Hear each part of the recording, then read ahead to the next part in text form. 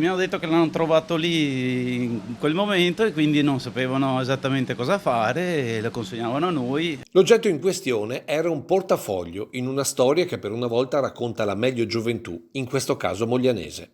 Nello specifico, tre ragazzine quindicenni che vanno a prendersi un gelato e per terra vedono quello che sembra un pacchettino, tanto era gonfio di documenti e soprattutto denaro.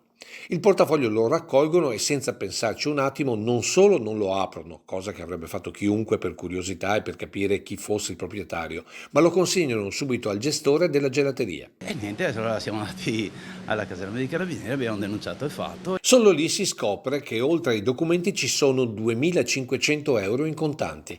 Il tutto pare sia già stato riconsegnato al legittimo proprietario per una vicenda non solo a lieto fine, ma ad esempio per tanti coetanei delle tre ragazze che hanno ricevuto i complimenti del sindaco a nome di tutta Mogliano. Oggi che si parla sempre di più di indifferenza, di un mondo giovanile senza valori, questo gesto invece si dimostra all'opposto. È un bellissimo esempio di tre ragazze che hanno recuperato questo portafoglio e l'hanno portato ai carabinieri. Quindi io le ringrazio a nome della città e li aspetto qui per ringraziare di persona. E se da un lato sono attesi in municipio, dall'altra parte della piazza ci sono pronti i gelati per loro, ma anche per il proprietario del portafoglio. Volevo lanciare un piccolo appello, insomma, al proprietario che è ritornato in possesso dei suoi averi, di essere grato verso queste giovani ragazze perché insomma non è una cosa da poco e anche che non succede diciamo tutti i giorni che dei ragazzi giovani abbiano queste idee, insomma queste iniziative, quindi un incontro potrebbe essere una bella cosa, magari davanti a un gelato, visto che siamo anche...